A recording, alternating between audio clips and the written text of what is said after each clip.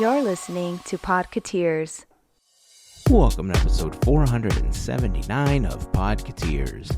This week, California gets a hurricane, Halloween merch is in full swing, we have new auctions to benefit the Children's Hospital of Orange County, courtesy of some of our friends on the FGP Squad. We play another round of the Shop Disney game International Edition. Kylo Ren loves to dance, a new Jedi joins Galaxy's Edge, the voice of Mario steps down, and we wrap things up with our history segment, Great Moments with Mr. Andrew, talking about 1989 and 1990.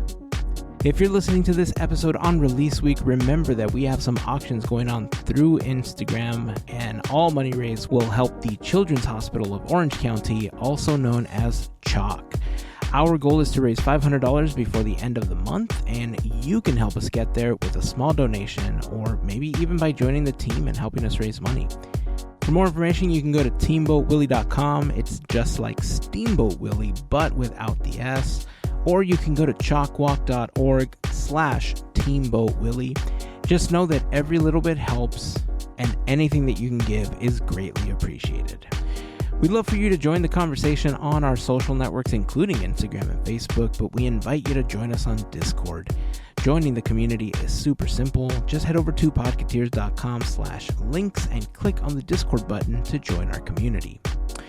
A very special thank you goes out to an awesome group of people known as the FGP Squad, our podcast Fairy Godparents, because it's their support via Patreon that help make these episodes of Podketeers possible. As part of the FGP Squad family, you get some additional perks like exclusive discount codes for Podketeers gear, additional content that we've uploaded to Patreon, access to our happy hour calls when we get an opportunity to do those, and more. So for more information on how you can become part of the FGP Squad family, we invite you to check out podketeers.com/FGP. And as always, a super special thank you goes out to the FGP Squad for their continued support. So that's going to round out the intro. It's time to jump into the podcast. If this is your first time hanging out with us, we just want to say welcome. We hope that you enjoy the episode and that you come back for more. And of course, if you've been hanging with us for a while now, welcome back, friends. Here is episode 479 of Podketeers.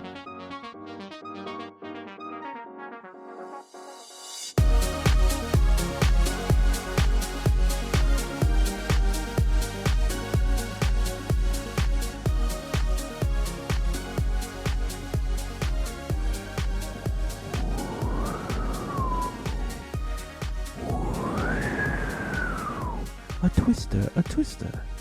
Oh wait, wrong natural disaster. I thought this was like winds from the east.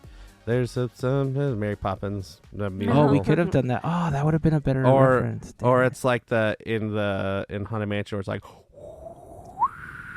Oh yeah, it's like the wind to the music. Yeah.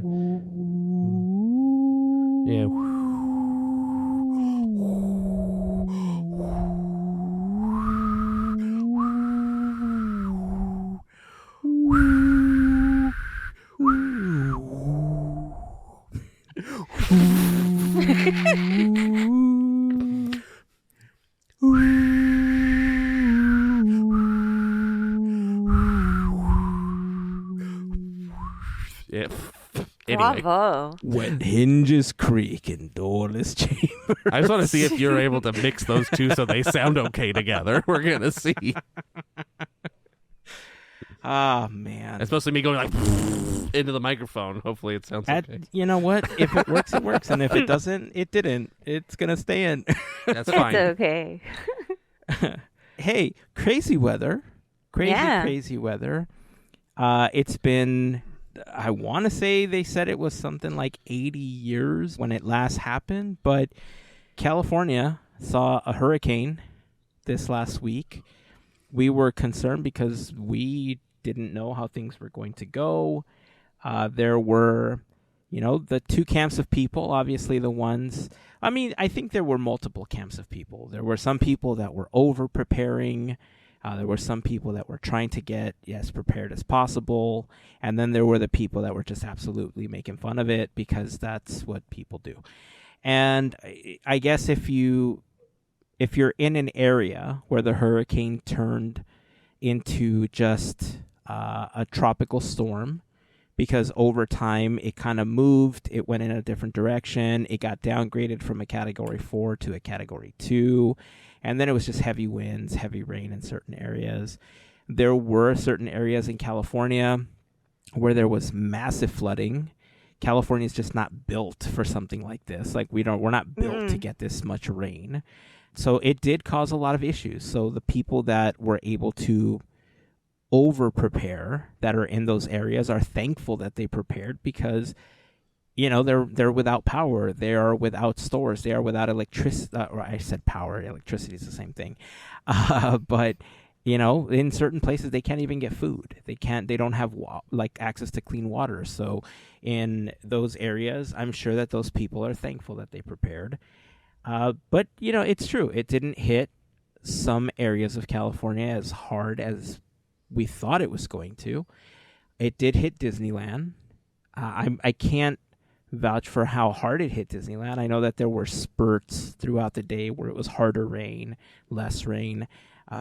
Proximity-wise, you're the closest, Mel. What was the weather like over the course of those 2 days? Pretty much waves, just like you described it. We were following, the storm tracker and all that stuff. So we were like, okay, when is this gonna hit?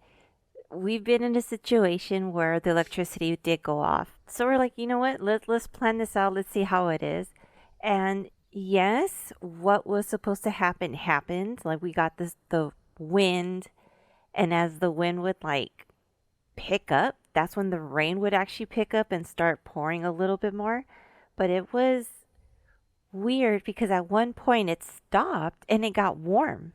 I don't know if that's normal. I mean, again, we've never lived through this, nor we prepare for this. We don't get hurricanes. We just don't. So it was crazy. But I want to say at one point it did pick up again, and then it just kept going from there. I do not know how anybody wanted to go to Disneyland when it's a hurricane and you get all these hey, warnings, all this stuff. I mean, you know what? You do you, but I don't know. I kind of would want to stay in. Just saying. And it's funny, when they were talking about the most rain falling is right when the chalk walk was going to start. Yeah. And so I know that they were monitoring it really closely, because at one point around 5 or 6 o'clock in the morning, it was supposed to be massive hurricane winds and rain and everything. But by that morning, it had already been downgraded. So it was no longer Cat 4 by the time that the chalk walk was starting. So I think they were banking on something like that happening. I can imagine that having, closing out an event or trying to shift it that close to launch date would be a massive nightmare. So I think it was easier for them to say, let's just go through with it regardless of what's happening. I mean, if people fly away with some strong gusts of winds, then that's on them for carrying banners, I guess. Yeah, I didn't think about that. Thankfully, I think it was light enough that people were able to do the walk and everything. We were not there for the walk. We're still raising money for chalk. We're still trying to help the kids. We'll be talking about the auctions a little bit later in the episode. But yeah, it was just funny to see. There's a lot of people posting and live streaming from the parks because, they were empty, right? A lot of people wanted to go home and they were concerned about what was happening. There was a lot of damage, to a lot of coastal areas. San Diego got hit really hard. Yeah. And at one point, they're like, brace yourself, there's a tornado forming. And we're like, oh, okay, well, that's hurricane and a tornado. Dude, and then right? that's all going on. And they're like, boom, let me show you how it's done, Florida, earthquake time. So hurricane, tornado, earthquake, all at once. And it was just super crazy. So we give Florida the Hatbox Ghost. They thank us with a hurricane. Thanks, Florida. Thanks. Dude, can I tell you our experience with the earthquake? So this is probably the 2 minutes before it happens. So within a minute, we're watching TV and then we notice the flickering. And we're like, oh no, this is happening. Crap. And all of a sudden, another minute, flicker, boom, no lights, right? And so we're like, oh man, okay, we're just going to have to sit it out. And then all of a sudden, right after that, we move.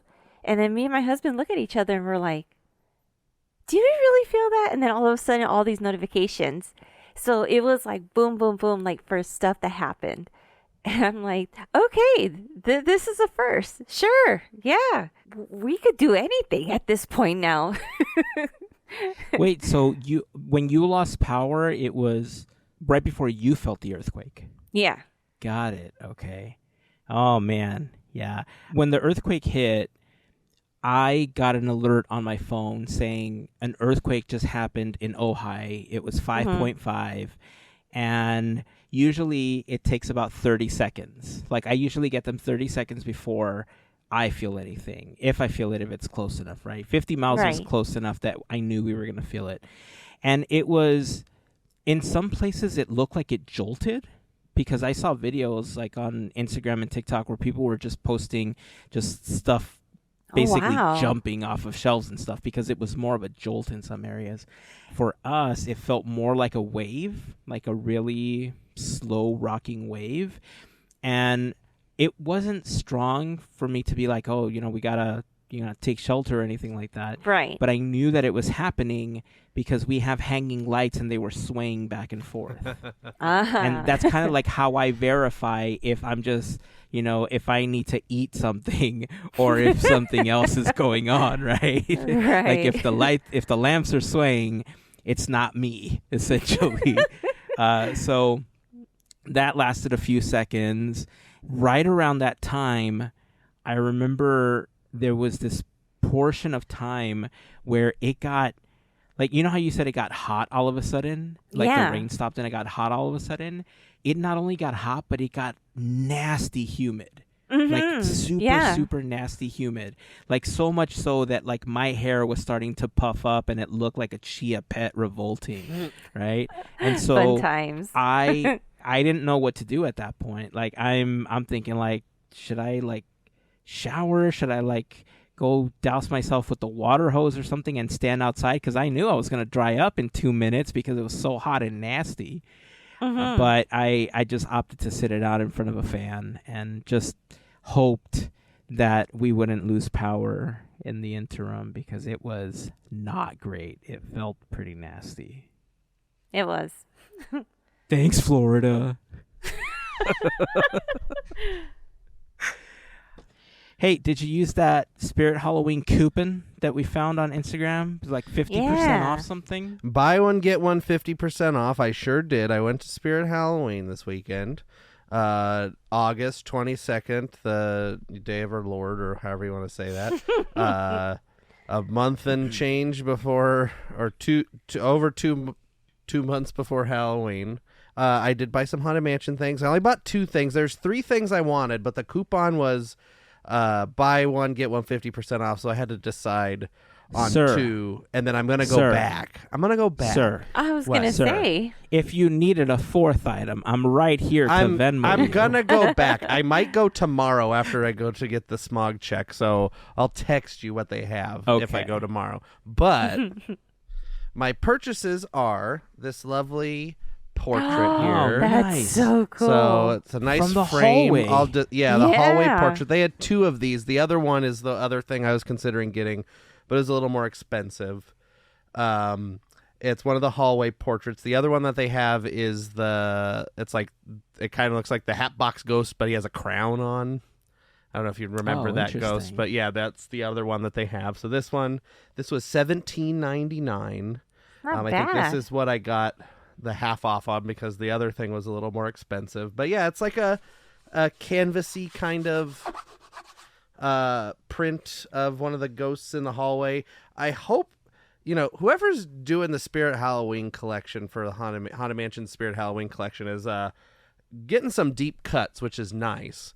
I hope that they continue with these portrait things, because there's like 8 or 9 different ones of of these, because there's like really in the Haunted Mansion anyway. They only have 2 right now at Spirit Halloween. Oh, I thought you said Spirit Halloween had like 8 of them. I'm hoping that they continue this every year of like coming out with 1 or 2 of these, because there's like the guy that has like mouth all the way open and like with the like fabric like tying his mouth up kind of thing. There's just like a Hatbox Ghost looking guy, like with that top hat. There's a couple other ones, and like I hope they come out with that Tomb Sweet Tomb cross stitch thing. I've always liked that, and that's I don't think nice I've seen too. That. Yeah, dude. If they ever release a Hatchet Man portrait, I'm all over that thing. And then my other purchase is to match what I bought last year. So That's this awesome. is the lady bust to go with my gentleman bust. The bust you see at the end of the hallway. That's so, cool. She's so happy. She was $42.99. Not bad. I think the other guy was $39.99 last year. But yes, now I have the pair. Nice. Very hold her up. happy Hold with her up. this. Hold her up. Hold Hold her up. up. She's following me. So Heyzen is going side to side. Just like in the hallway when you think it's when you see it like she really looking is following at me you. now. Yeah.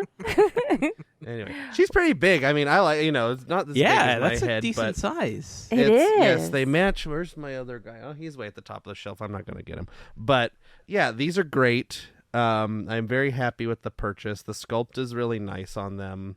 So yeah, if you can get your hands on the bust, they had on spirit.com, I think you can get both of these, both the busts right now. The portraits, the one I have and the king one are sold out on the Spirit website.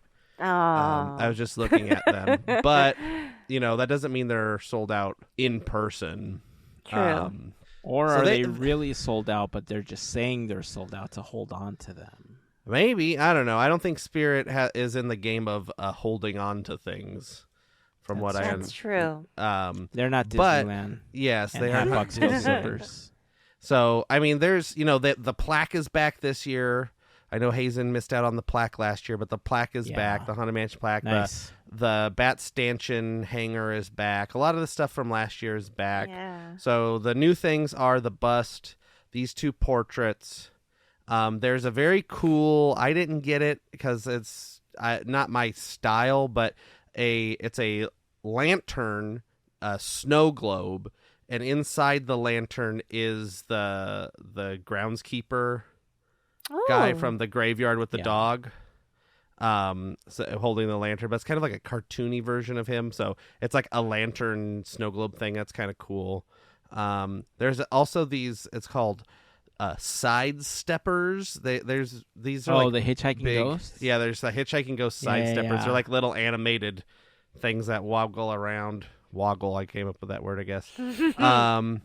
And I think there's also this weird thing. I don't understand how this is the Haunted Mansion, but there's like this skull that is like engraved and stuff, other than saying it says the Haunted Mansion on like the top of the skull.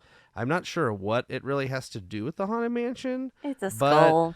It's a skull, and it's got this like eyeball, and it says Haunted Mansion. I don't know. Yeah. Somebody came up with an idea and ran with it, I guess. But yeah, there's a couple new things this year. A lot of repeats of of last year. Stuff that sold well. They have a light up door knocker. That is, that's the plaque. I think I saw some socks in person. There might have been some Haunted Mansion socks. Can never go wrong with socks. Yeah, so they have the last year they didn't have a ton of these. It's a square lantern, and on each face is the stretching room portrait. At least they're like a cartoony style of the stretching room portrait, and so it was a very nice quality. It's just, again, I have to like pace myself when I buy this stuff because I'm gonna run out of room. And money. So and money. If everything's $40, I don't want to be buying everything. So I'm I haven't even been to Lowe's yet. They're probably all sold out already, and it's not even September. You know what? The dish towels that they have. It looks like a pale version of the wallpaper, and then the other one's just like all black. It's got like the bat on it, the bat stanchion, I think, or is it the gargoyle? Yeah, it says Haunted Mansion. It's just not even anything. It's just like a squirrely swirl. I swear, dude, if those are long enough, I would even wear those as like a scarf almost. It does kind of look like a that scarf. Doesn't go around. Yeah, that doesn't go around your neck. It just kind of hangs over your shoulders, just like a decorative half scarf. It's like It's like Steven Tyler or something. Kind of just wears like flowy scarves. I bet you could get somebody if you buy 2 of them and sew them together if they're not long enough. That's true. I mean, if you sew them together where it ends up behind your head, it's not like anybody's going to be able to tell, right? Exactly. They'll kind of look like the Pope, but the Haunted Mansion Pope. Haunted Mansion Pope, you say? The Haunted Mansion Pope. That's a new idea. Let's write that movie, Haunted Mansion Pope. Coming to theaters 2025. Jesus Cristo. I don't know. The Pope speaks Italian. I think the Pope speaks Italian, right? I don't know. I don't know. Latin? No, I think, there you go. I don't know. Where is the Pope from? Google. I don't know. Where is the Pope from? Is it Vatican City? Argentina is where this current Pope was born. Vatican City is where the Pope lives. That's true. And that's near Italy, I'm pretty sure. There you go. I hope he speaks Italian. But the Pope is from Argentina. Otherwise, he's not going to be able to know how to order food or where the bathroom is. Wait, is this the current Pope? I don't know. Yes. The Pope. Well, Pope Francis. Tomorrow, when you go back to Spirit Halloween, if you go back, let me know. Because I want the plaque. The plaque. Yeah. Yes. I blanked out hard right there. That's okay. I want the plaque. I super regret it last year. You're not getting it, but I need it for my decor. We'll get you the plaque. No worries. Decor. I know. We're going to open a tab with you. Seriously. It's fine. It's fine. Hey, speaking of purchasing things, we got some auctions coming up. Yeah. Ooh. We just wrapped up one. We had the auction of the Disney Home Essentials. Half of the stuff in there, Mel did not let me keep. She said that we had to actually auction it off. Fine. Yep. It went to a good cause. We want to say thank you to FGP Squad member Heather. She was the final bid on that product. So thank you so much. And also double shout out and thank you to Heather because we have a couple of more surprise auctions that are going to be happening because of Heather's generosity. And I'm like, there is a part of me that it hurts on one of these. I'm going to tell you. So here's what's happening. We got 3 auctions coming up. I'm going to announce them here. You're going to see them on Instagram. We're going to post them on pretty much everywhere. But, you know, by the end of the month, we're trying to raise $500. And we have 3 auction items that are going to be coming up over the next week. One of them is donated by our friends Jason and Julie over in Florida. They're going to be donating one of the Figment popcorn buckets for us to auction off. So if you ever wanted the Figment popcorn bucket but didn't want to pay $200 on eBay for it, you could pay something for it now. But that money also goes to helping the kids. It goes to helping the children, not some greedy scalper. You get to help maybe kids with you the do money want to that spend $200, but the dollars go to a good cause. But it goes to helping the kids this time. So that's coming up. Now, the other things that we're going to be auctioning off, again, courtesy of Heather, thank you so much. We have a Jose Tiki mug.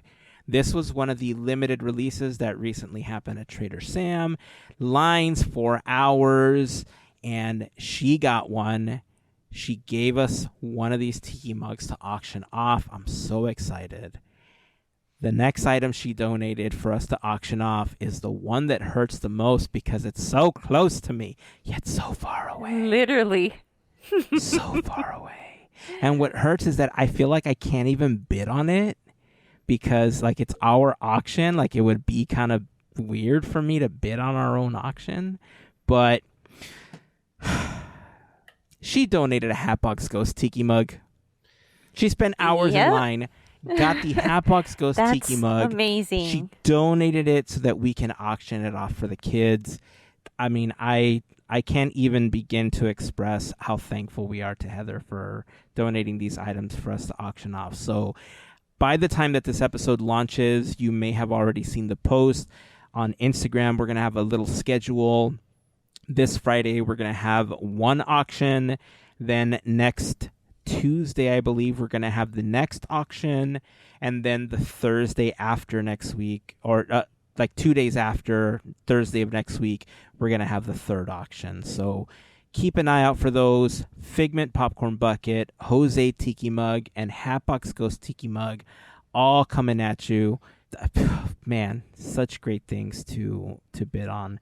I don't know. I'm telling you, I Just want to start Hatbox another Ghost. Instagram account and bid on it as Oh, not geez. Hazen. Say But this, it's just still the account is me, like though. I not can't Hazen. do it. No, All right, that's what I'm well, going to call it. It's not Hazen. At not Hazen. That is exactly what I'm going to call it. Not Hazen. This is not Hazen from Podketeers. It's going to be the at on that one. Yes. All right. So those are coming up. Keep an eye out. We'll post them everywhere again. And also, we're going to pick a day. I don't want to overlap everything, so we're giving between the auctions a couple of days. I have to go back in and double check what the last day they're going to be accepting donations for Chalk Walk is going to be. But I still want to have the day where we offer the enamel pins or the remainder of the enamel pins. Last year, we made our very first enamel pin. It was a limited edition Teamboat Willie pin that was gold and black. The idea was that for every pin that we sold, we would donate $5. There were some days that we donated $6. So this year, we're going to have a 24-hour sale. We'll see how it goes. Maybe 48 hours. I don't know. However whimsical I'm feeling that day. But I know I'm going to announce it. There's going to be one day where every pin purchase, we're going to donate $10 for every pin that we sell. There's not a lot left. I counted them, and we have maybe about a quarter of the whole stock left of those. So those are going fast. The next pin that we make will probably be a standard Teamboat Willie pin that we'll still use for fundraising, or we'll give it out as prizes or as an incentive for donating for future fundraising events that we do. But this limited edition pin, we've decided we are never going to make a black and gold Teamboat Willie pin again. If you got one of these 100, then you have a collector's edition version of the pin. It's kind of cool because it also has Podketeers stamped on the back of it. I thought that was a super cool touch. And it's a double pin. It's not a single pin, so that it holds better when you have it attached. It is a double pin. So if you have any questions, please feel free to send us a message. Happy to answer any questions that you might have. If you just want to purchase one of the pins, you can go to teamboatwillie.com. But if you want to wait for the day that we have the sale, then just keep an eye out on Instagram. Follow us on our socials so that you're aware of the day that we're going to be making that happen. Also, since we're doing shout outs, speaking of FGP Squad, I just want to send a huge shout out to all of the members of the FGP Squad, because it is their support via Patreon that help make these episodes of Podketeers happen. If you want more information on how you can become part of the FGP Squad family, you can head over to podketeers.com/FGP for more information. There you'll find a list of some of our top contributors, a link to our Patreon, a little bit about what the FGP Squad is all about.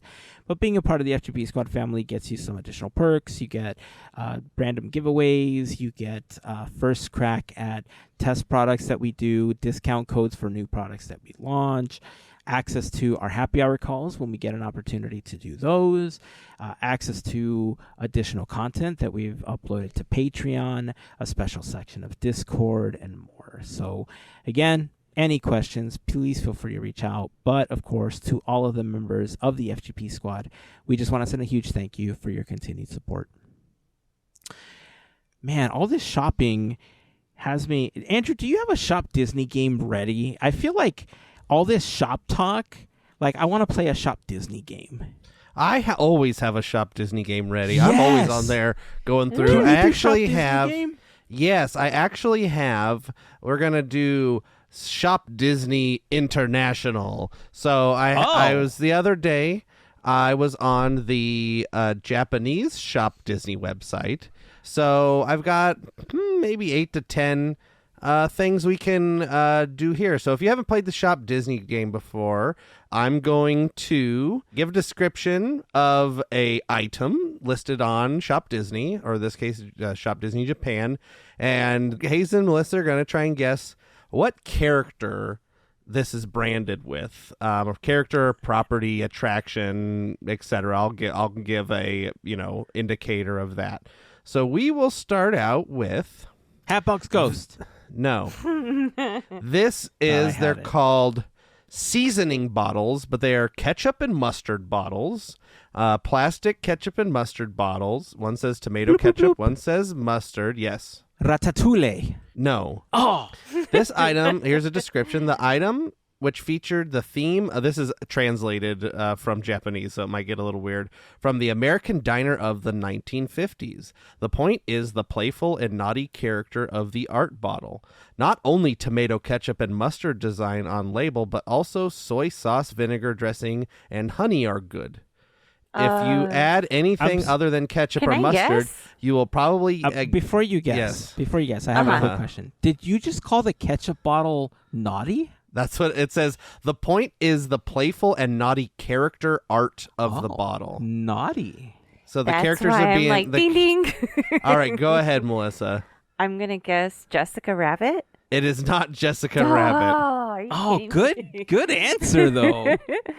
That's I mean, that would have been a saucy answer. She's not bad. Right. She's just drawn that way. Let's see. What else? The Muppets. It is not the Muffets. The price is 1,430 yen. Oh, okay, I don't know how that. I don't know how that translates. I think that's like $7. Like $10. It might be $15. I don't know. Ketchup and mustard bottles. What can I tell you? These characters, I don't know why they're associated with this. This is only reason I know that they're associated with this is because it seems like there's a line of diner pieces that are all characters from this franchise. So this is a Pixar franchise. I'll start giving you hints. I was going to say Duffy and Shelley May. Okay. It's Pixar, not Duffy. right. Pixar So Hector, character. Hector. Damn it. Lightning. It's Stickers and Sally. It's not Stickers and Sally. Damn it. Who's naughty, though? Yeah, who's naughty, maybe a little mischievous. What do you mean Lightning McQueen isn't naughty and mischievous? Haven't you heard him say, ka-chow? There are many, many, many characters that look alike. Minions. Yeah, but not Pixar. Aliens. Little green aliens? The Claw. Yes. The little green men / alien seasoning bottle from the Toy Story Diner line on Shop Disney Japan. So there's Naughty, 3 aliens holding a hot dog, and then there's another 3 aliens on a hamburger that kind of looks like the paddy wagon from SpongeBob, if you know what that is. It's got like pickle wheels. Okay. So definitely that's naughty, I guess. They're being naughty. So here's the next one. Mine went the other way. Steal people's food, yeah. I like Jessica Rabbit. That would have been a great answer. All right. Yeah. All right, here's our next one. This is a tissue box cover. Hatbox stuffed Ghost. Toy style. So this is a plush. It's not the Hatbox Ghost. This is a plush cover for a tissue box. What is our description here? Duffy. Let's see. A unique character has become a tissue box cover as it is. Also, pay attention to the humorous expression.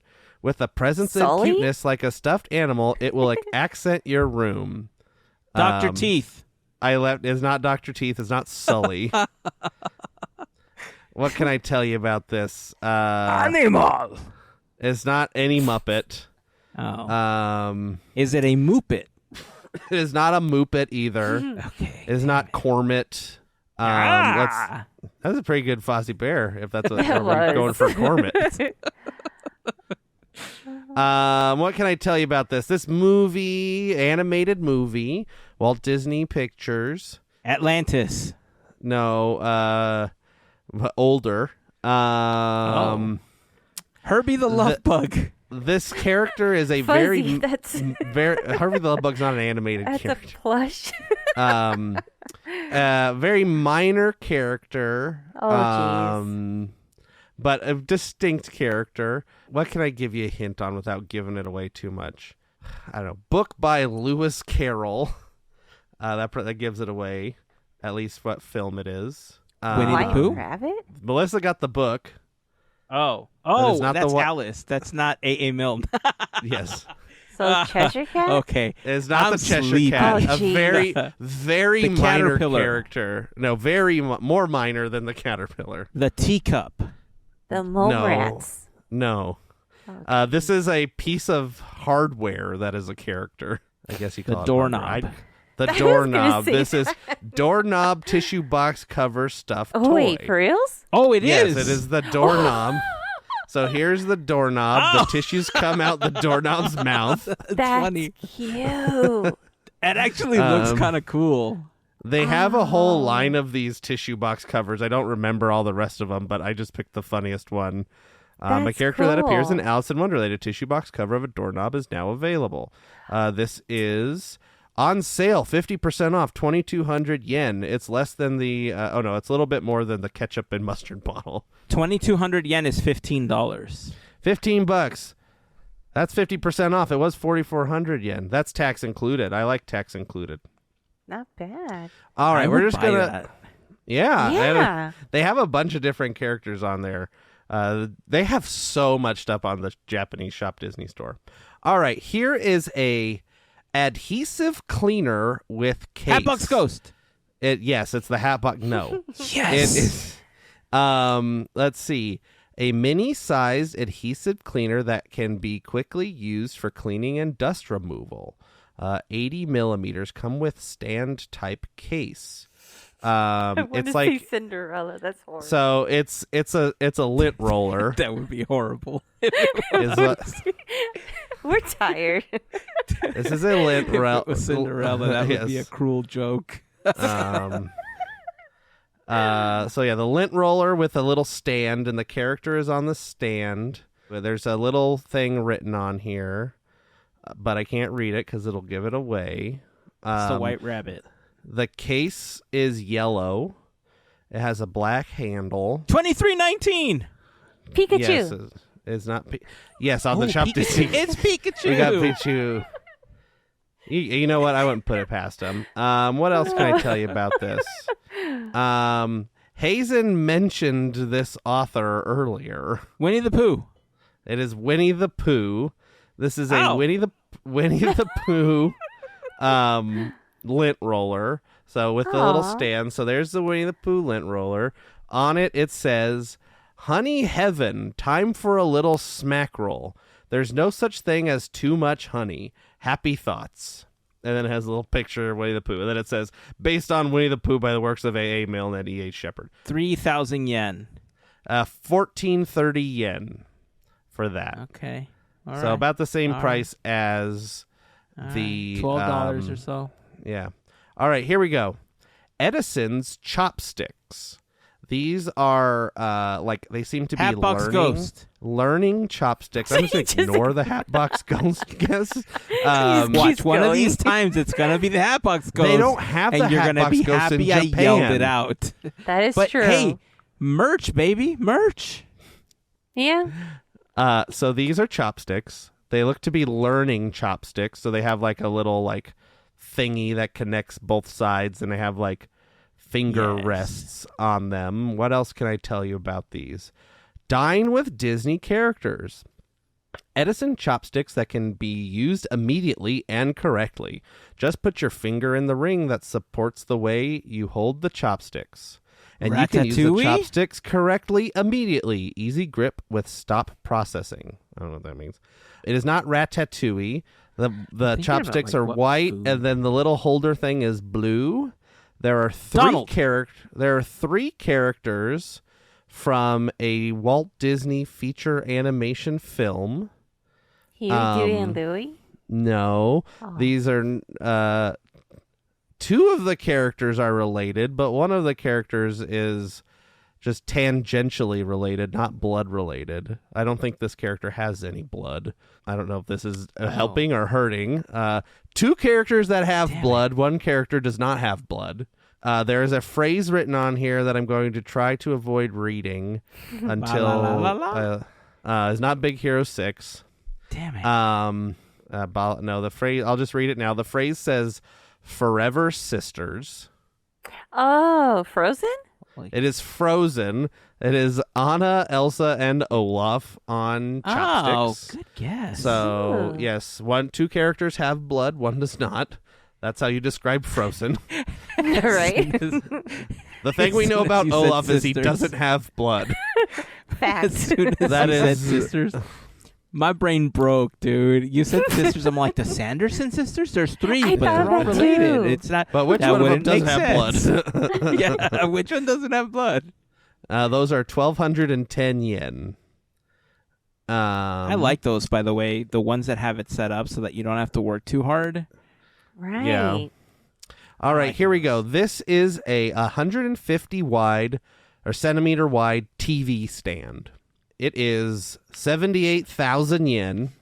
The point is the glass surface of the TV board and the blankety blank thing I can't read on the rack with a motif of character.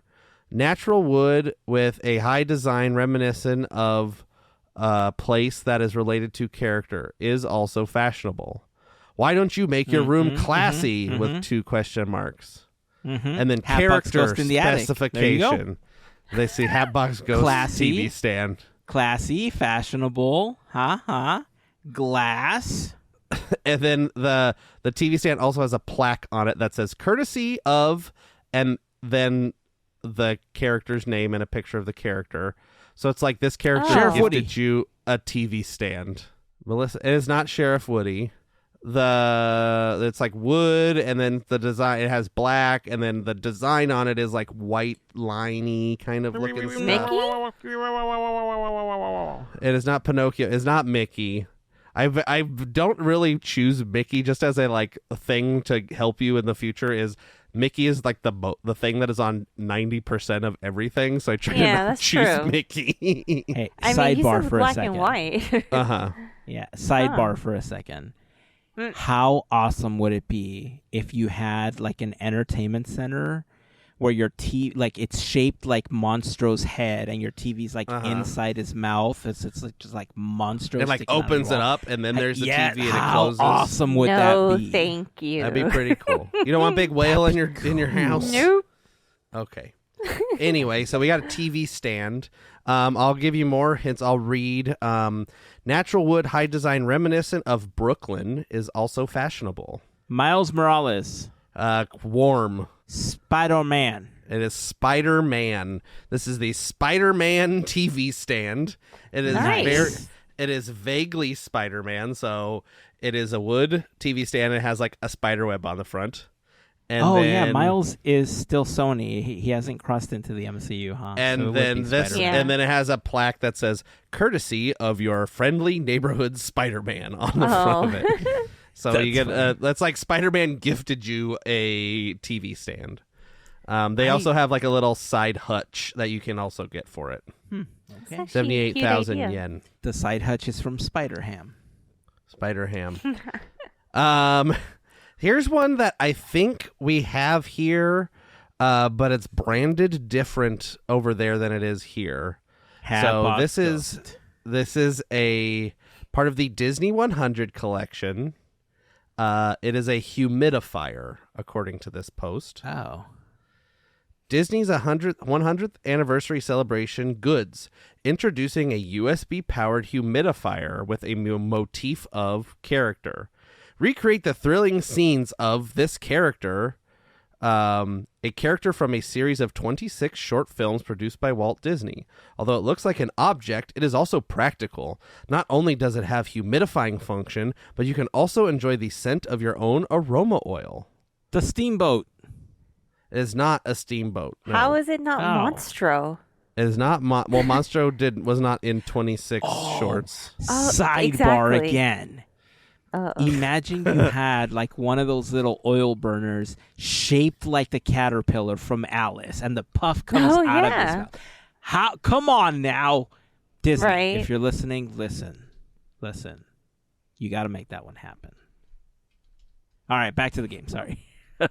I'm just feeding Disney ideas here for the next wave of Shop Disney merchandise. Shop Disney merchandise. Yeah, so humidifier as part of the Shop Disney, the Disney 100 collection. You might have seen this in the American Disney store as well. It's just labeled a little different. The character, what can I say, is in a car, and the humidifier comes out of like the radiator part of the car. It's Goofy. It is not Goofy. Nothing can stop us now. The seat is red. Oh, you said it's not Mickey. You don't choose Mickey. It's not Mickey. Right. I don't choose Mickey. Toontown Spin. It's Roger. No, it is not Roger Rabbit. I wish. I would own this if it was Roger Rabbit. An Autopia car. Those have tons of smoke. Yes, because the Autopia had 26 short films produced by Walt Disney. Yep. 26 short films. You don't know. Produced by Walt Disney. Films of Autopia cars. This character has little blue shorts. Oh, Oswald. Yes, it's Oswald, the Lucky Rabbit, humidifier, Disney 100, Oswald the Lucky Rabbit collection.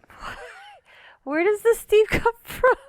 So it's in a car. So he's in a car. Oh, okay. And the steam comes out of the radiator. No, it doesn't come out of his ears or his butt or anything. Yes, I had to ask. I'm so sorry. If it was they should have a Roger Rabbit humidifier where the steam comes out his ears, like in the movie. Yeah. That's a thing I can get behind. All right, here we go. We got two more from Japan here. This is a face steamer health and beauty tool. Face steamer health and beauty tool. 16,940 yen.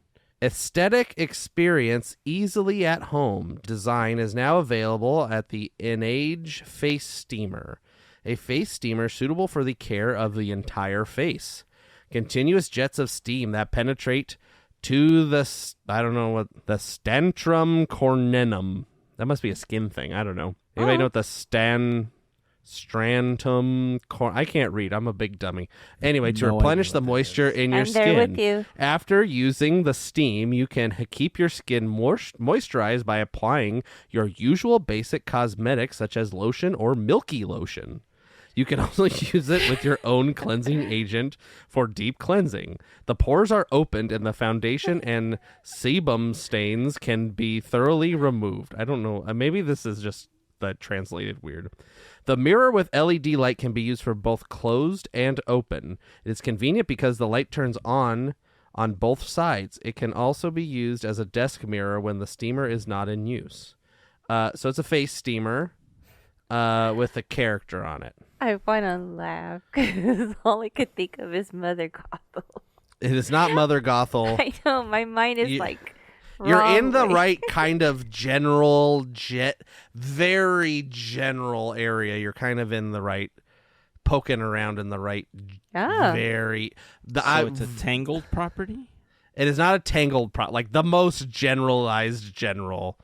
You're in the right studio. Okay. Wow. And the right genre. I don't have much more to give you. It's white. There's a silhouette of a character.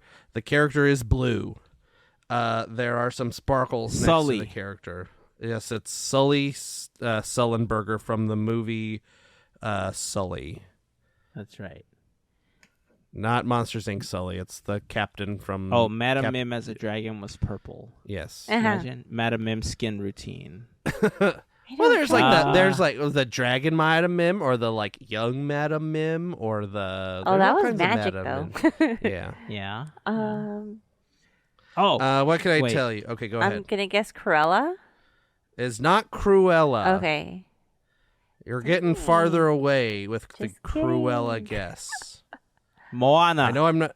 You're getting closer with Moana, but it's not Moana. Maui? Think more... Yes, it's Maui. The Maui mirror. Think more... Check out my skin routine. You're welcome. Right? Think more basic, I guess, is the only thing I can think of. Oh, what could I give you a hint? Blue. The character is blue because this character wears a blue dress at one point in the film. Character Cinderella? It is Cinderella. I was going to say the character is not good at keeping their footwear on their feet. Yes, it is the Cinderella. What is this called again? Face Steamer Health and Beauty Tool. So there you go. Here's our last one. We're gonna go through this. This one is gonna be a hard one to guess. So we'll do this. This is a vanity pouch. So it's like a makeup case thing. It's like a zippy pouch. The pouch is pink, has a gold zipper, and like a picture of this character on it.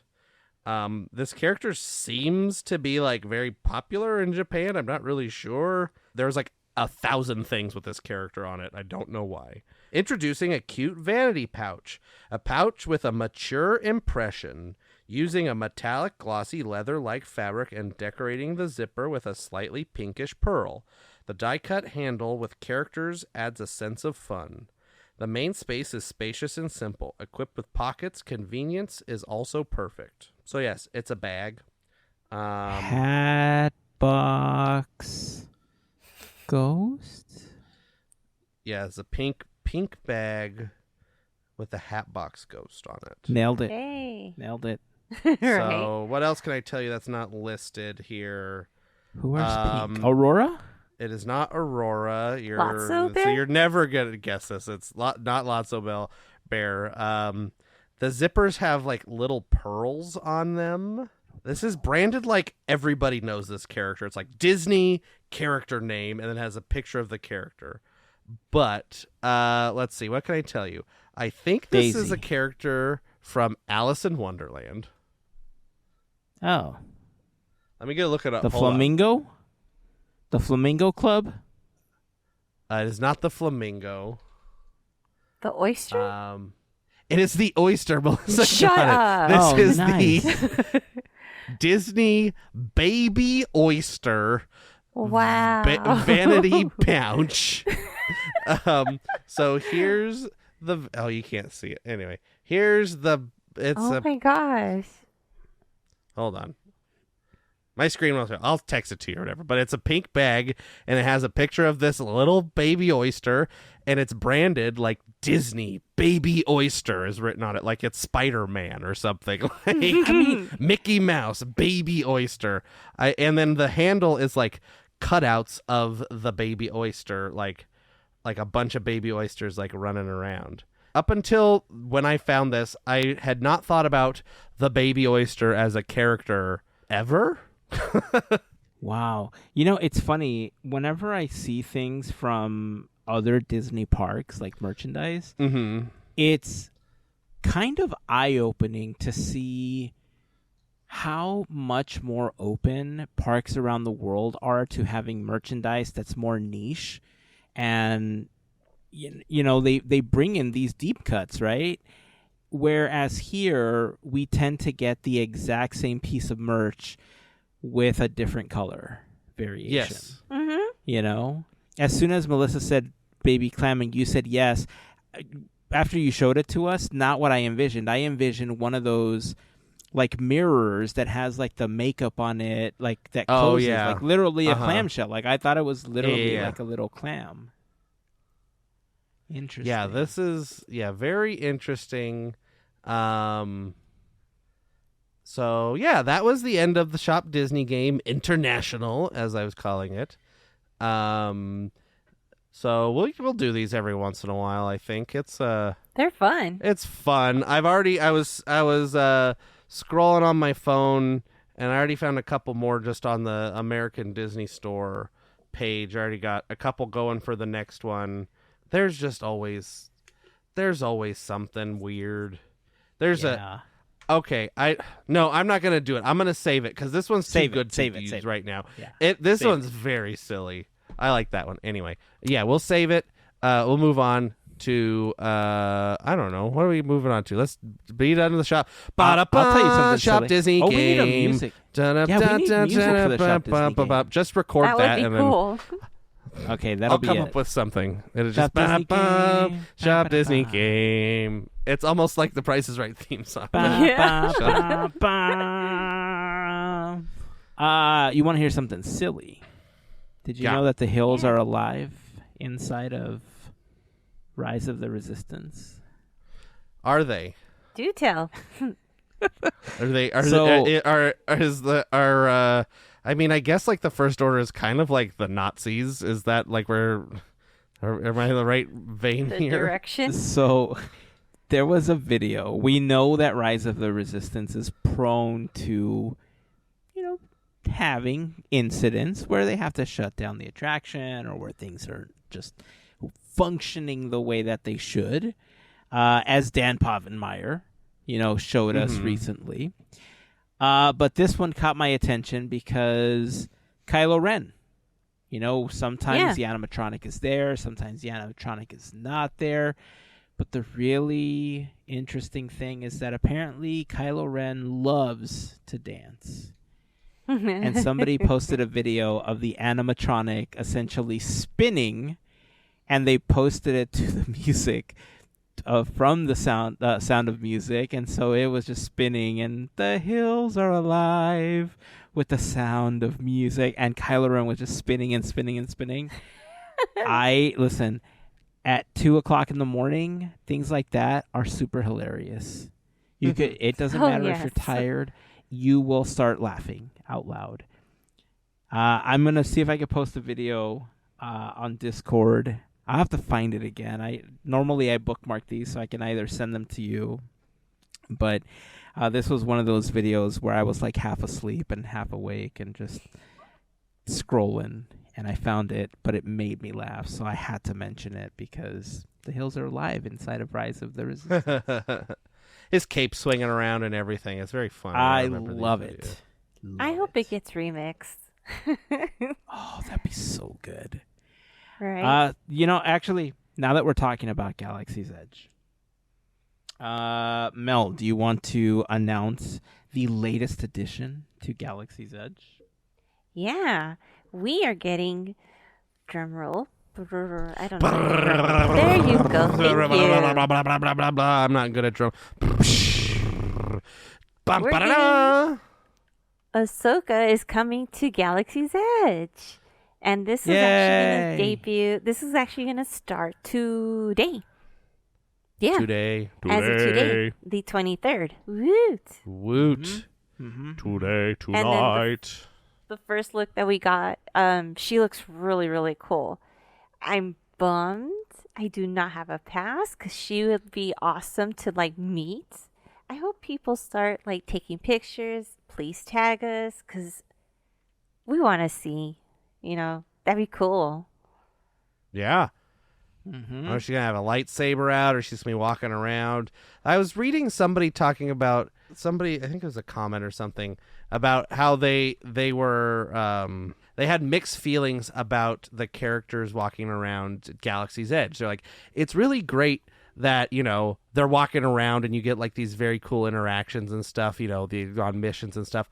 But sometimes you just want to get a picture with a character. Mm-hmm. And if you want to get a picture with the Mandalorian, it's you kind of just have to walk and also take a kind of selfie with him if you want, or these characters. So it's this person was I wish I could do both. If they had both, or they had them walk around and then they would stop in front of this thing for 10 minutes and have a photo pass photographer and take photos, the best of both worlds or something. But I'm excited for Ahsoka. It's very cool to see them kind of do the same thing that they were doing with Avengers Campus and adding new characters. It just forget about the timeline of Galaxy's Edge. I think they've kind of given up a little bit on the timeline, which is cool. I was gonna say to comment on how to take that picture. Take video because you could take pictures within video. Problem solved. You're welcome, world. Mm-hmm. Some of the harder pictures to get, that's the one tip I give, especially for kids when they're toddlers and stuff, just toddling around. Don't try to take a picture because half the time you're not going to be able to take it. Take a video and then screenshot the video of the like the shot that you want. That's gonna be Exactly. your easiest way, because you're getting a 4K video. It takes you could get a really great screenshot that turns into a picture. But great tip. The timeline for Galaxy's Edge, in a way, it's kind of great, right? That they're forgetting about it, because this is kind of what a lot of people wanted to begin with. They wanted just characters that they enjoy walking around. This, I guess, leaves it open for other characters, right? Because Ahsoka was Anakin's Padawan, right? Mm-hmm. And then I want to say that Sabine, who we talked about it from the Disney Infinity character earlier, Sabine was Ahsoka's Padawan. So it's two popular characters there that they could tie in to bring in Ahsoka, to Galaxy's Edge. So, I mean, I guess we're in Clone Wars timeline right now, or shortly after Clone Wars at Galaxy's Edge. It just means anything can be anything. Well, no, because we have, because there is also Rey and Chewbacca. That is true. Oh, right. You know what? I was gonna say, let's think of it as like, not the TVA, but like a solid multiverse where everyone just gets to hang out. Time travel. Yes. Yeah. Also, and maybe then Han Solo can be there. That'd be cool. Go in the cantina and get a Greedo, get Jabba the Hutt. They should get Jabba the Hutt. That would be cool. That would slithering be around fun. or something, or on a big barge. People carrying him around.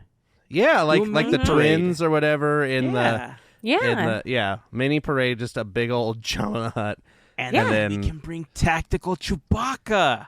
And tactical Chewbacca. Yeah. We got it. We'll just do a little parade. They should just do a parade in Galaxy's Edge and just have all the characters. Like, there's Han Solo, and here's Chewbacca's wife and his son, Lumpy. And who else could be there? What a name. Lumpy, yeah. And his dad, Babu Frick, can be there.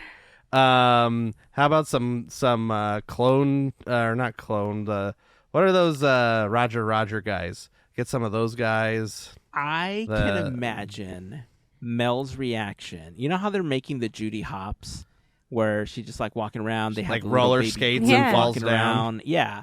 I can imagine Mel's reaction if a tiny Babu Frick just ran across from one building to another, or popped up in windows here and there. I swear I would pay money to see that reaction.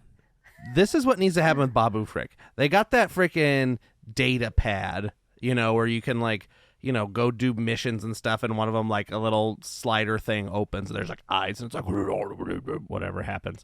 You just need to be able to do the data pad, and like you do a thing, and a door opens. There's like Babu Frick, and he's like working on things, like whatever Babu Frick does. I don't know. He speaks a Babu Frick language. Just something like that, where it's like something that can be like a small interaction, because it's gonna be hard to have. It's like Grogu, where he's so small. You can't have him walking around in appropriate size, but if you can have a little hatch open and you see him in there, like you're sneaking on him, he's like, get out of here, close my door. You're letting all the hot air in, like my grandpa when I opened the front door.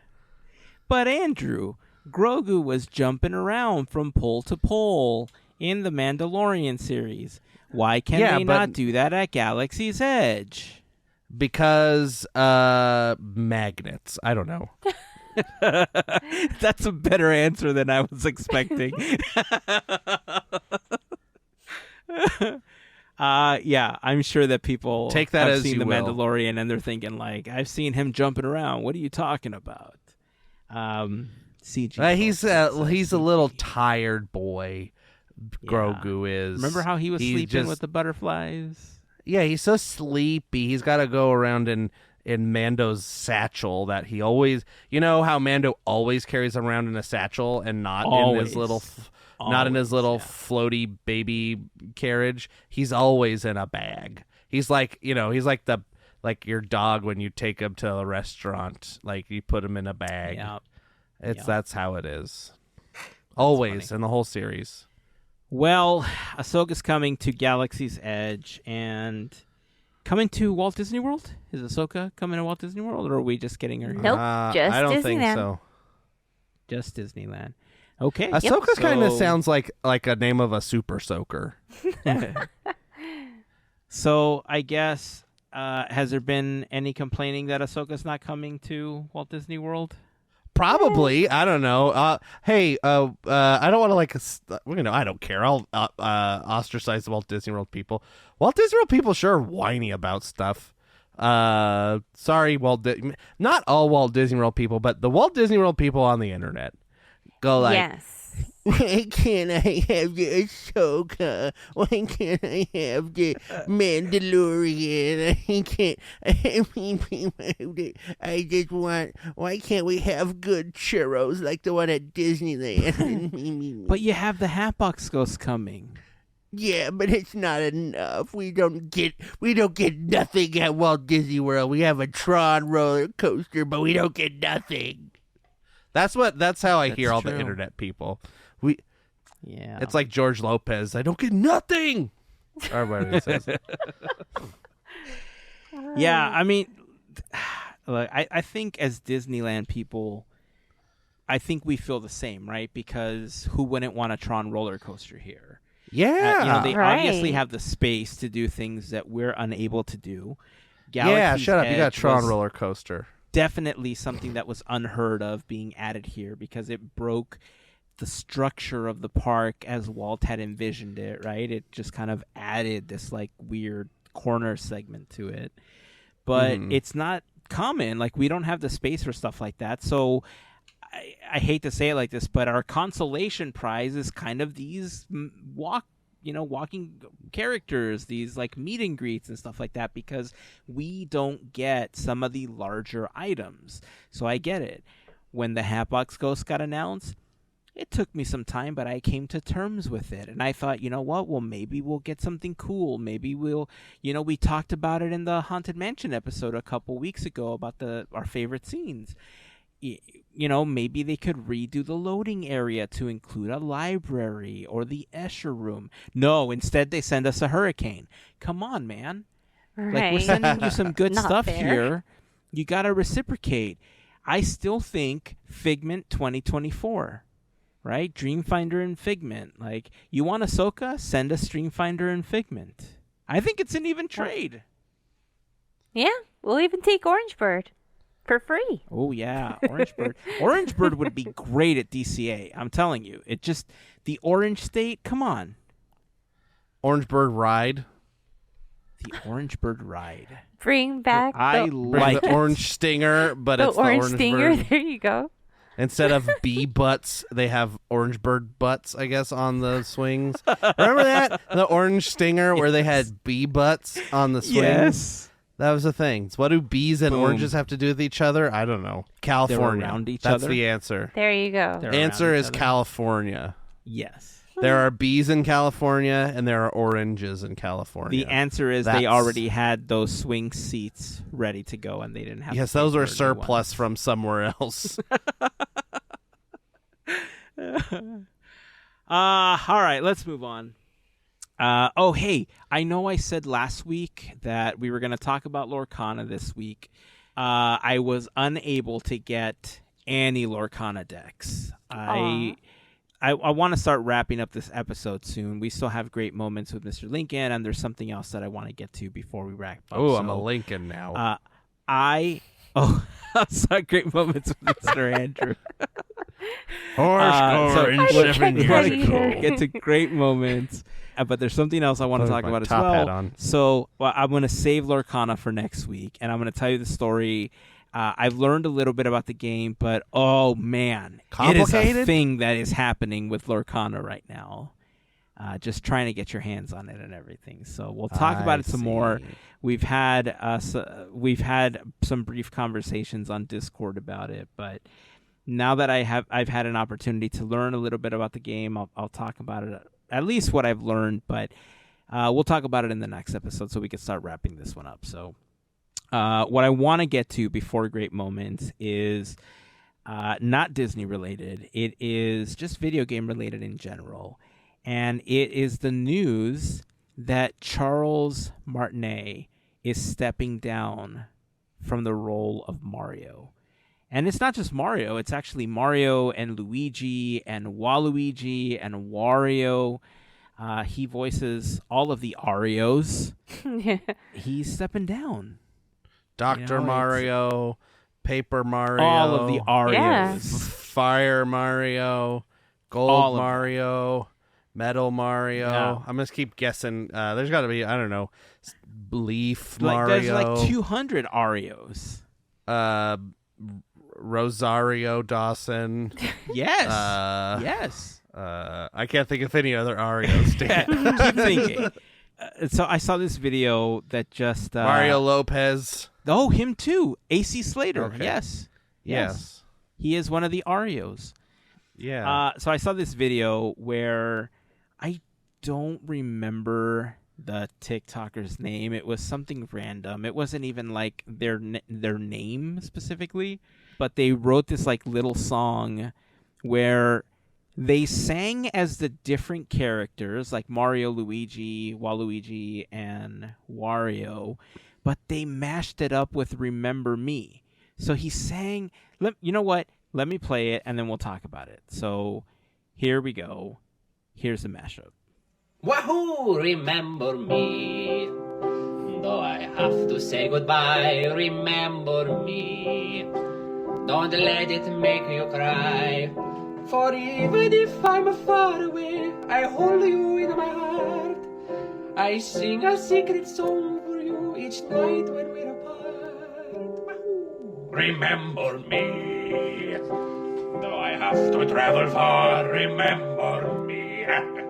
Each time you hear a sad guitar, and know that I'm with you, the only one that I can be. Until you're in my arms again.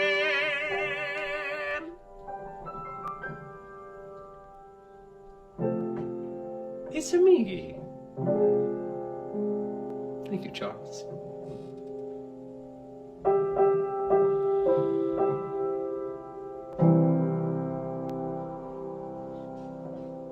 So I listened to that and like right in the feels, right? Mm-hmm. We've been fans of Mario since we were wee lads and lasses, playing on that old gray box.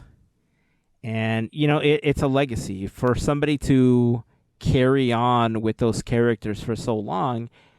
They're iconic, right? Mario alone is super iconic, but you know, Chris Pratt took over the role of Mario in the Mario movie, and there's no word that Chris Pratt is going to come back and he's going to voice the video games or anything like that. I don't think he wants to do anything like that. I'm sure that they're going to find another replacement. This guy, obviously a candidate. I think he does well, but I was thinking back on the Mario movie, and it's even more touching that Charles Martinet plays Mario and Luigi's dad in the film. Yeah.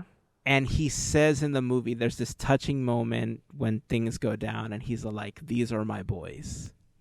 And then I thought I looped it together, and it just like full circle. I'm like, oh my god. As Mel would say, someone's cutting onions in here. Right. Yeah. 30 years. Crazy. Yeah. I mean, obviously, there's a lot of really talented voice actors, you know. Right. And there's voice actors that have so many voices that have so much more dialogue, yet even though the characters like Mario and Luigi, like they didn't have super big roles, like speaking wise. They did have little catchphrases and stuff like that, but they're just all so quotable. You know, they're just so quotable. So that's why something like this, I think, for me is impressive, because you take the essence of the character and you can apply it to pretty much anything. And for me, I mean, I'm interested to hear how you feel about this, Andrew, because any voice actor, any impressionist, you know, for me, to be able to do the voice of a character but apply it to something that we already know. Like in this case, he sang Remember Me, and we clearly know what that song sounds like in Coco. To me, this is talent, right? For you to take another voice and to apply it and to give the inflections of that specific character and change it up completely. You know what I mean?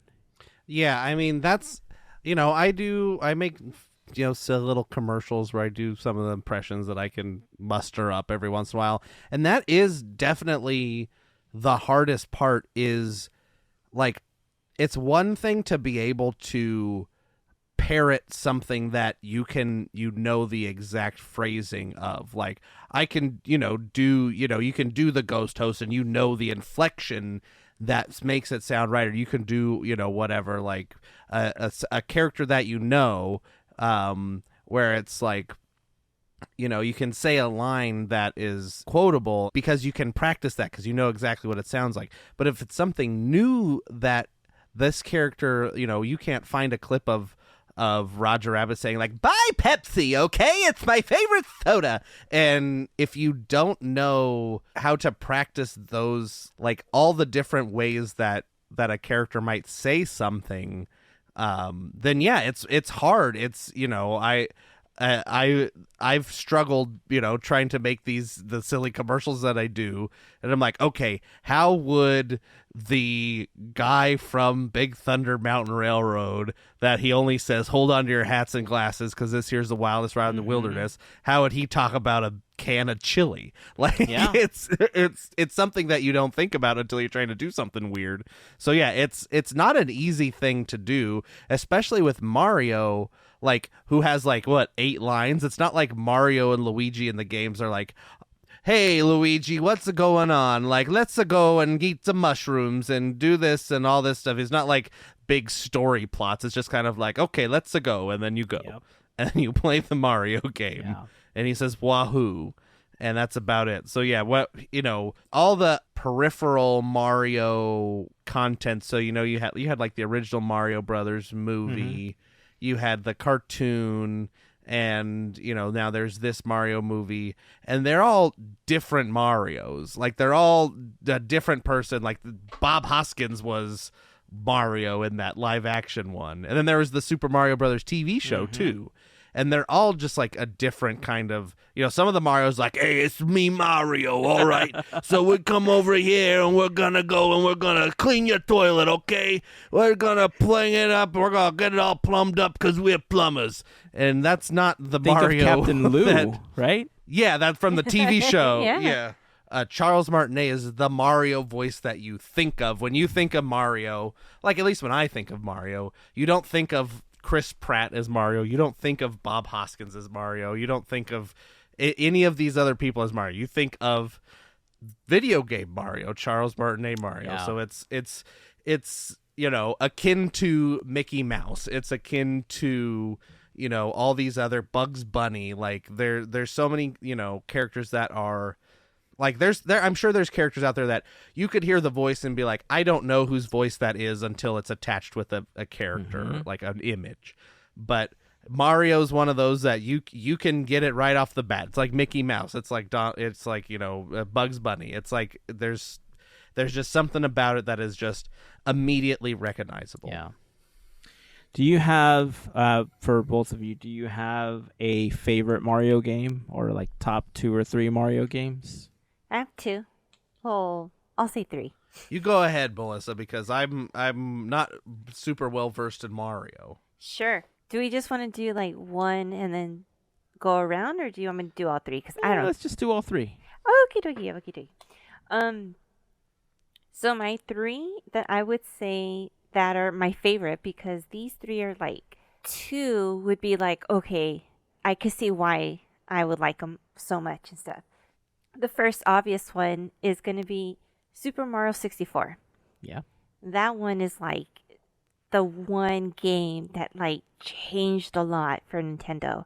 And just the way that it was 3D, like it was fun. I could care less if I was stuck somewhere. I had fun.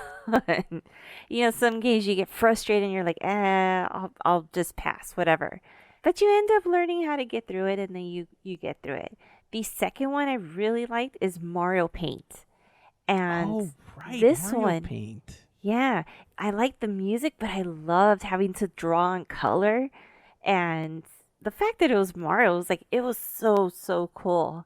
That one I remember, like, I had that one for a little while. I don't remember what happened, but it was such a cool game. Yeah. The third one is, well, it doesn't feature Mario, but it's Luigi's Mansion.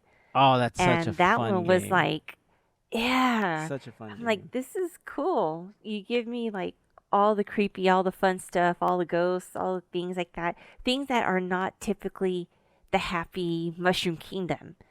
And the storyline was cute. It was really fun. Of course I wanted to say the 1985 version, but I didn't get to play it because I wasn't old enough. Wasn't. But I would say those three are totally like the top for different reasons. Yeah. Andrew, do you want to go next, or do you want me to jump in? Sure, yeah, that's fine. Super Mario 64 is the first Mario game I ever played on Nintendo 64. I was not very good at it. I had a lot of fun, though, trying to, jump through all the paintings and what have you. Other than that, also Mario Kart 64 was another... I've only played 3 Mario games of what I can remember, so... I will list the 3. Mario Kart 64 is one, also very good. It's a And good then the game. third one is a very good game. And the other one is Mario Kart, what is it called? Mario Kart World Tour, which is a phone app. Oh, okay. But I played that for, I don't know, I haven't played it in a long time, but I played it. I got frustrated with it because it was like, it's like any mobile game where like you have to collect things and do all this stuff. And if you don't play it every day, then you end up losing, out on stuff. But yeah, it was. I was very addicted to Mario Kart World Tour, the phone app. But yeah, I mean, I was bought when we got the Switch. We got Luigi's Mansion, whatever version with it, and also Mario Kart 8 or Infinity or whatever it is. Yeah, think it's Mario Mario Kart Kart 8 8. is... I mean, it was ported to the Switch. Okay. But yeah. That's we have the disky thing for it, Yeah. whatever for the Switch. Whatever Mario Kart is on the Switch, we have that as well. So I think I might have played that a little bit, but I haven't played Luigi's Mansion yet on the Switch.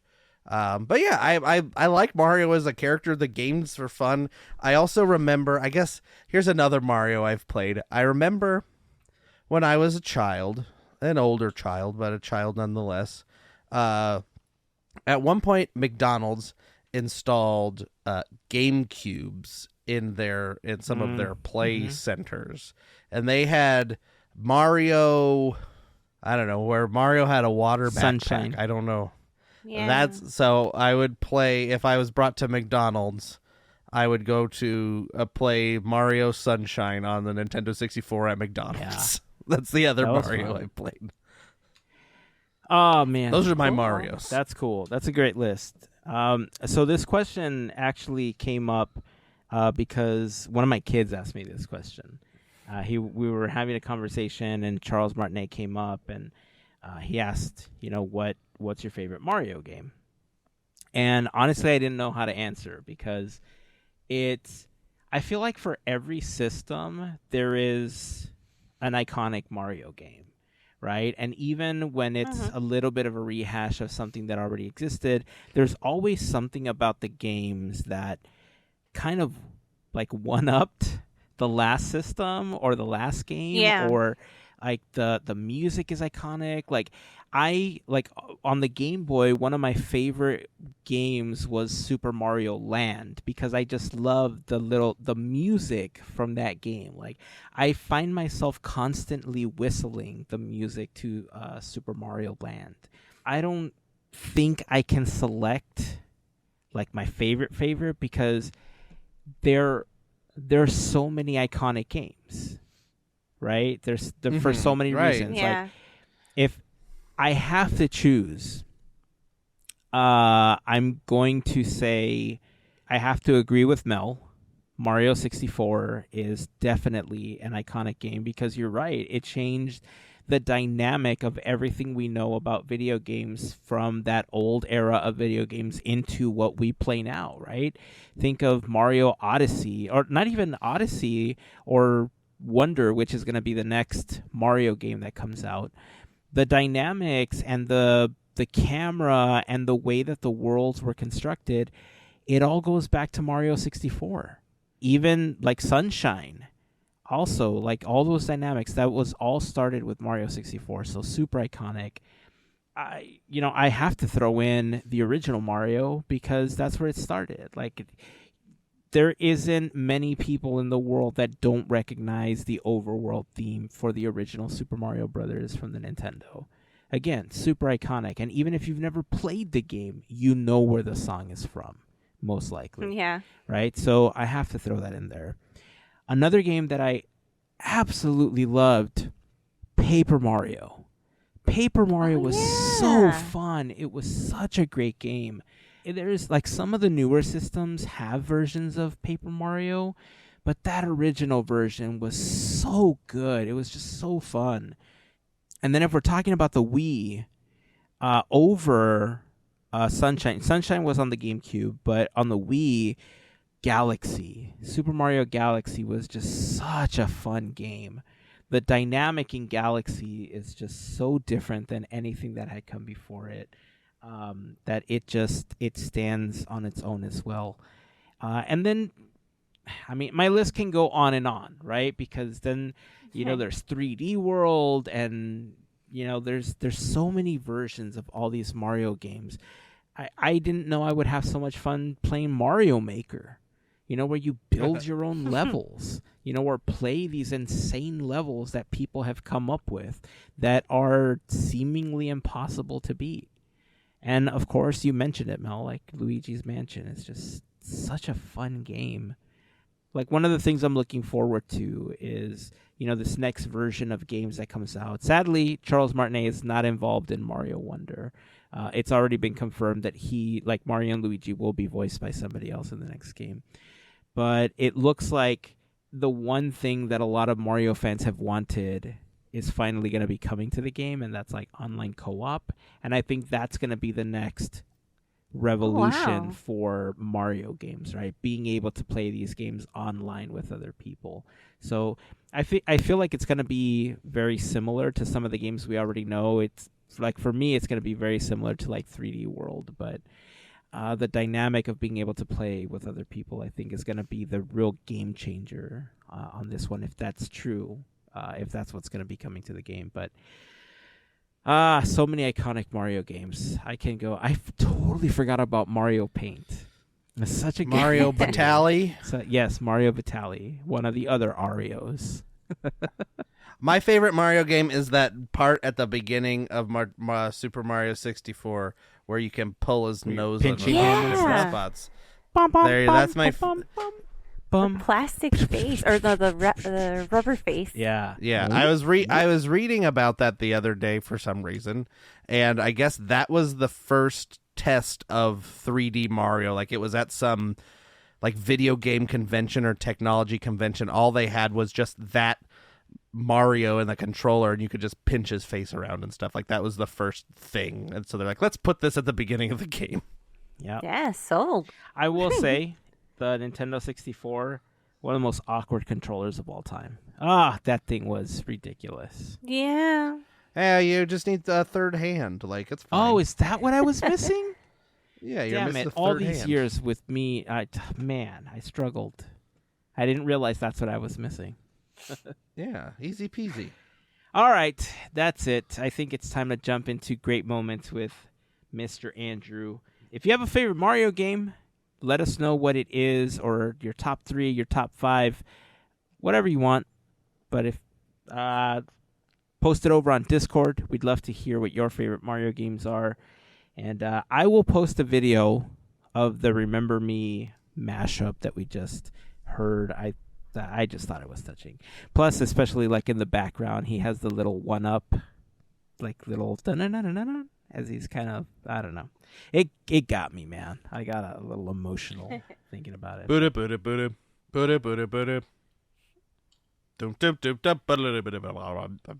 That's as much as Mario music I know. Ba-na-na-na-na-na.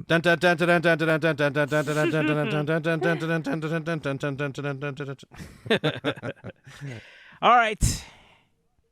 It's time, Mr. Andrew, It is for you to time. tell us Time indeed. more fun facts and historical references having to do with the Disney 100 Years of Wonder in our segment known as Great Moments with Mr. Andrew. That is me.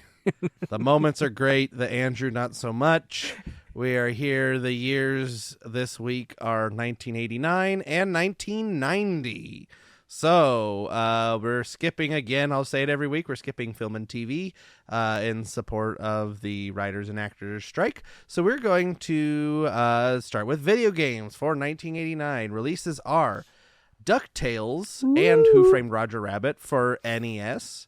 Roger Rabbit for the Famicom Disk System. This was released in the U.S. as the Bugs Bunny Crazy Castle. Mickey Mouse for the Game Boy. Mickey Mouse Manhao. Another Mickey Mouse game for the Epic handheld LCD. Egg, Mickey Mouse version for Nintendo Game & Watch. Egg, Big Bad Wolf version for the Nintendo Game & Watch. Oliver and Company for the Amiga, Atari ST, DOS, Epic handheld LCD. And Goofy's Railway Express for the Commodore 64. For theme parks in 1989, on March 19th at Disneyland, the Skyway ride shuts itself off after riders in one car vigorously rocked it, which caused 150 people to be stranded for up to 5 hours while firefighters rescued them with ladders. All attractions in Fantasyland and several in Tomorrowland had to be closed during the rescue. On May 1st, Disney MGM Studios opens to the public. It covers 135 acres. Total construction costs were over $500 million. Advertising and promotion costs for the opening was about $30 million. Entrance prices were $29 for adults and $23 for children 3 to 9. Attractions opening with the park are the Great Movie Ride, the Backstage Studio Tour, which included the short films The Lottery and Michael and Mickey. Also, the Magic of Disney Animation Tour, the Monsters Sound Show, the New York Street Area, the 50s Primetime Cafe Restaurant, the Studio Catering Company, Superstar Television, the Soundstage Restaurant, Dinosaur Gertie's Ice Cream of Extinction, the Disney Classics Theater, Hollywood and Vine Restaurant, the Backlot Express Restaurant, the Hollywood Brown Derby, the Theater of the Stars, Sig Cahuenga's One-of-a-Kind Shop, Mickey's of Hollywood, and the Crossroads of the World Shop. And that was it for opening day Hollywood Studios, a very barren park. On the same day, Pleasure Island opens at Walt Disney World. It includes the Neon Armadillo Music Saloon, Mannequins Nightclub, the Adventurers Club, XZFR Rock and Roller Dome, and the Comedy Warehouse. On June 1st, Typhoon Lagoon Water Park opens at Walt Disney World, covering 56 acres. On June 21st, Walt Disney World welcomes its 300 millionth guest, Matt Gleason. On June 26th, the Delta Dream Flight attraction opens in Tomorrowland at Magic Kingdom. It is sponsored by Delta Airlines and replaces If You Could Fly. On July 5th, Tokyo Disneyland welcomes its 70 millionth guest. On July 12th, Star Tours opens in Tomorrowland at Tokyo Disneyland. On July 17th, Splash Mountain opens in Critter Country at Disneyland.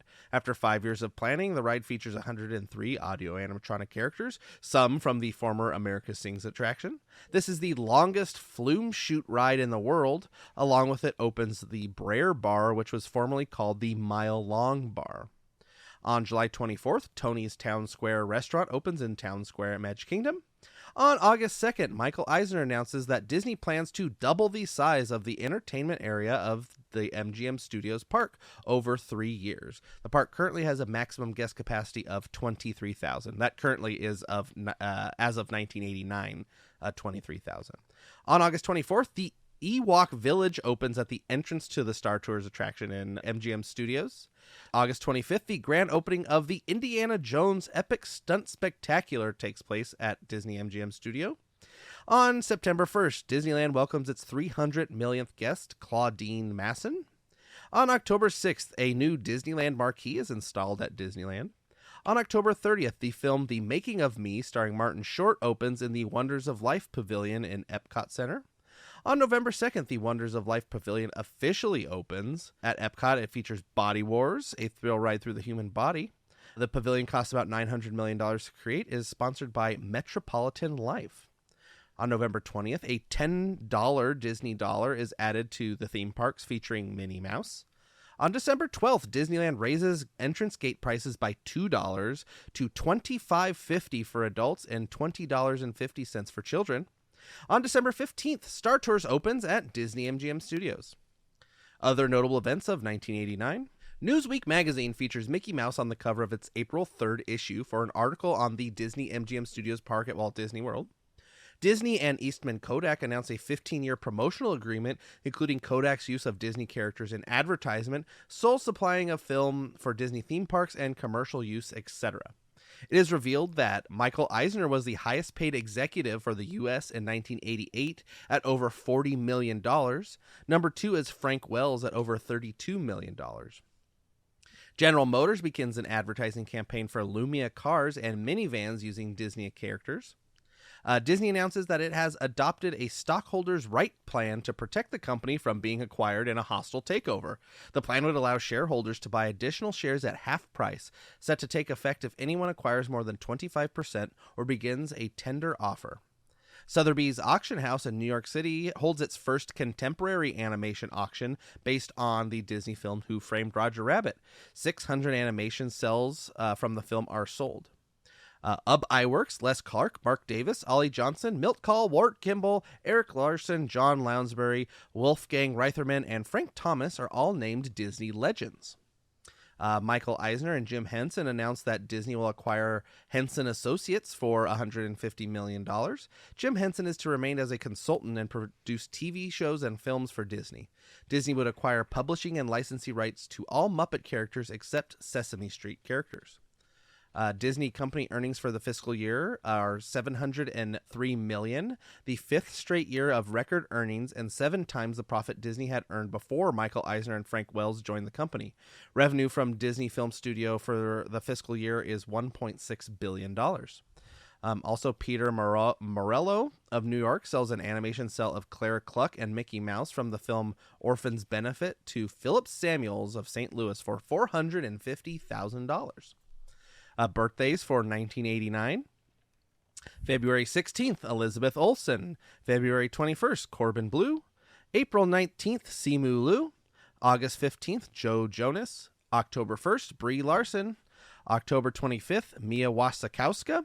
November 22nd, Alden Ehrenreich. And December 13th, Heyzen, you got this one for me? December 13th, 1989. I got nothing. Birthday? Got nothing. No, the one, the only Taylor Swift, born December 13th, 1989. Oh man, I was so out of it right now. I'm sorry. I should have known okay. this. Bad Swifty. Bad Swifty. Notable deaths of 1989. February 10th, Herb Ryman. April 30th, Guy Williams. July 10th, Mel Blanc. And August 6th, Robert Janney. That brings us to 1990. For video games in 1990, releases are Chip and Dale Rescue Rangers for the NES. Also, Adventures in the Magic Kingdom for NES. We have Castle of Illusion starring Mickey Mouse for Sega Master System. DuckTales: The Quest for Gold for Amiga and Commodore 64. Mickey's 1, 2, 3, The Big Surprise Party for Amiga and DOS. Also, we have Mickey's ABCs, A Day at the Fair for Amiga and DOS. Donald and Goofy for Epic Handheld LCD. Cinderella for Tiger Handheld LCD. Snow White and the Seven Dwarfs. I'm just going to list all these. Snow White and the Seven Dwarfs. Goofy are both for Tiger Handheld. Chip and Dale Rescue Rangers, The Adventures of Nimlu's Castle for DOS. Dick Tracy for the NES and Game Boy. Also a Dick Tracy game for the Amiga, Atari ST, Commodore 64, DOS. Amstrad CPC, ZX Spectrum, Amstrad GX4000. Disney Animation Studio for the Amiga and DOS. And DuckTales for Tiger Handheld LCD. Lots of video games coming out, it seems. For theme parks in 1990, On January 11th, for the 35th anniversary of Disneyland, the Party Gross Parade debuts with balloons 45 feet tall of Mickey Mouse, Minnie Mouse, Donald Duck, Pluto, and Goofy. On January 12th, Michael Eisner announces Disney's most ambitious expansion of Disneyland over the next 10 years to expand the park by 20%. On January 13th, the Walt Disney World Swan Hotel opens.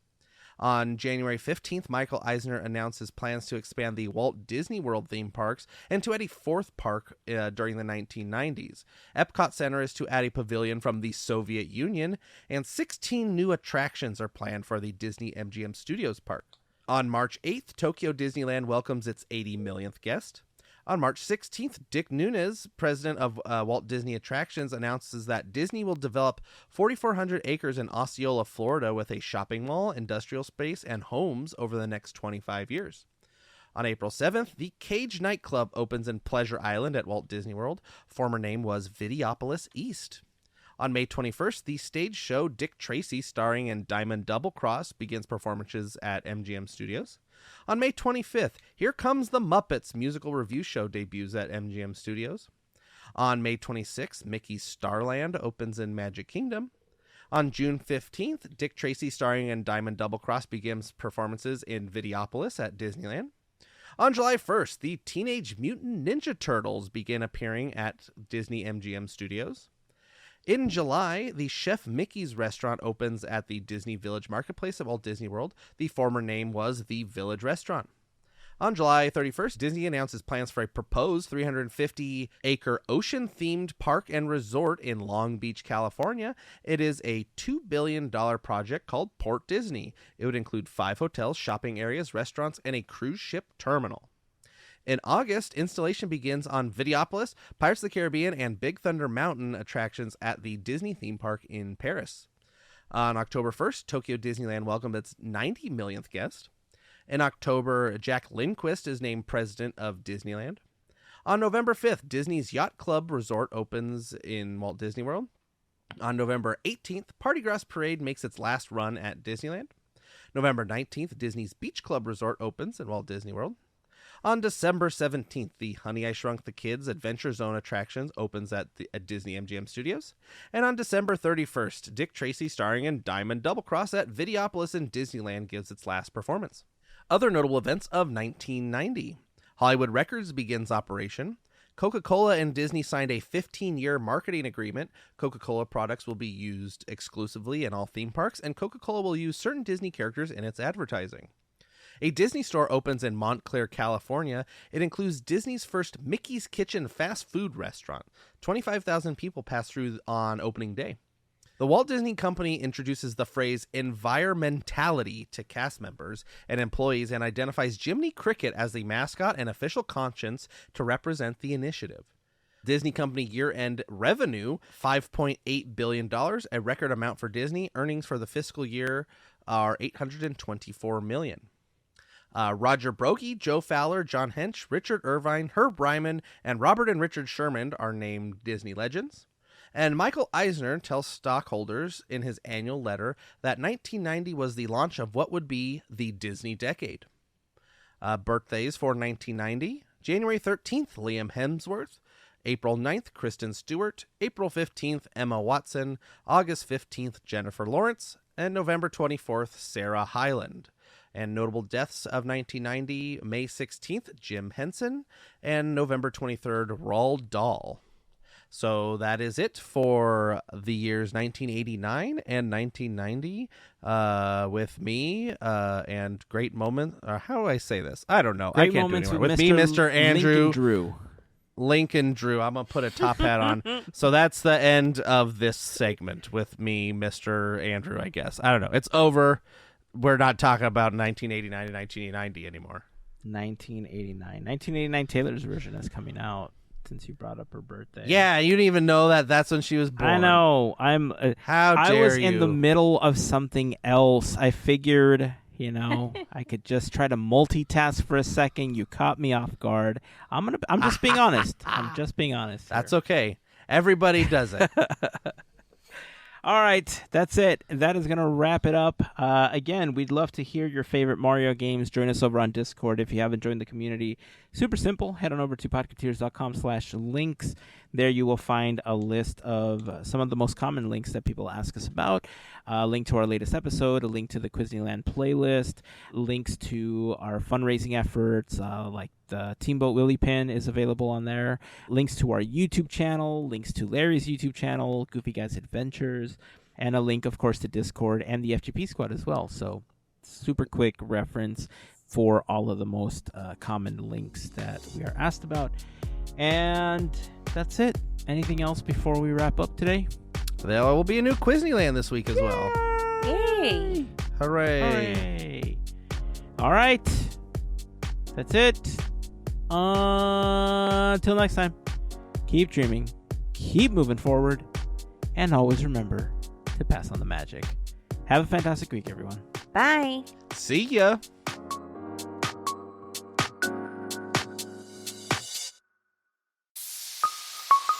Part of the Podketeers Network.